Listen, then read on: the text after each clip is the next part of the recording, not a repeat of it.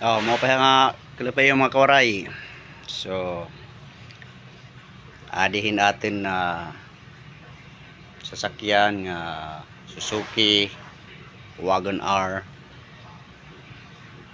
overhead cylinder 16 valve. Ini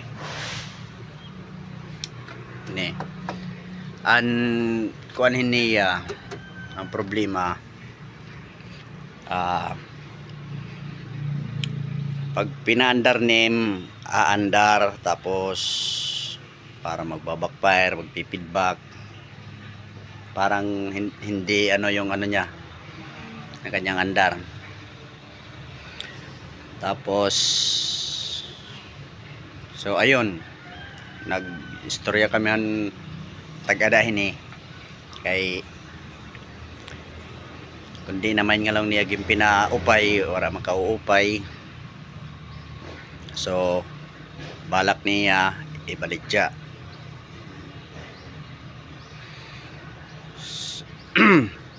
So i-update ta kung kariyag di paliton pag natuhay na. Kasi naitidyan ko na ang problema kung hahain at kung aano.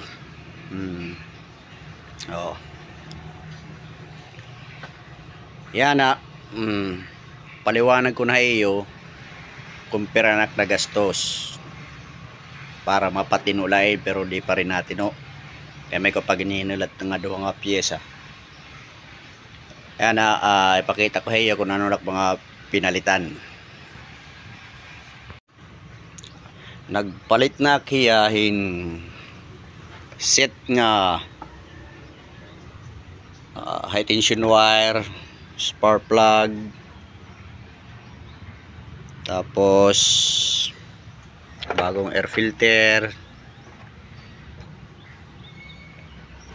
tapos pang cleaning ng injectors. Ito ang injectors, cleaning ko na, pati ang throttle cleaning ko na, pati itong ICB valve, air control valve lininis ko na. Nagpururot pa rin, vacuum leak, wala man siya singaw, wala man damage sa mga hoses, sinik ko na rin, ayos man. Tapos mga sensors, air reading sensor, ano ba tawag ito, basta yan. Tapos mas air flow sensor, chinik ko na iya. Tapos sa mga voltage and injector lines, chinik ko na rin. Tapos pati yung mga mga oxygen sensor, pinag-check ko na yan, ayos man. So same scenario, pinaandar ko, pururot pa rin. Nagdududa na tipakad na kuntahan iya computer box, pero warak tuloy kay may ko kinita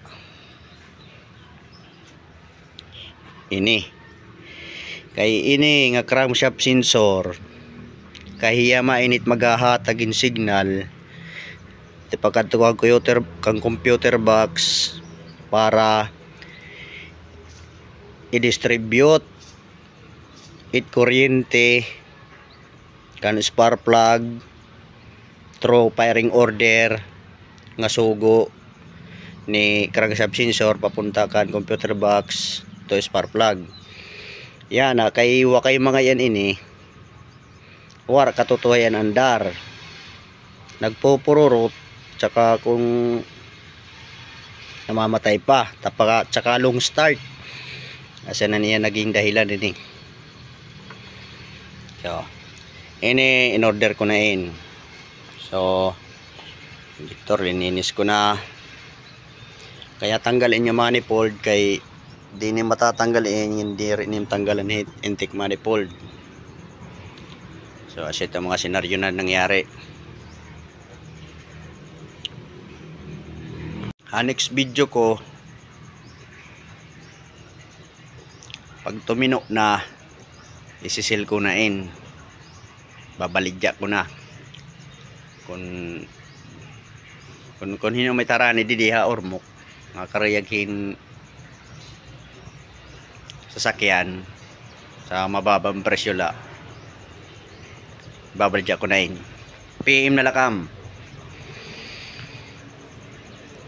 kuha na la kung hino una nga umabot nga di nga tipalit sa tagpagbabaligyan bahal na magkasundo it presyo. So yan nga nagagalat pa makita ang pyesa kay duha pa ma altin talanay kay overseas might pyesa siguro mga kuha pa 2 weeks to 3 weeks. So yan hanggang din hilaan kay, so abangan niyo tag susunod nga video. Thank you mga kauray, see you next video.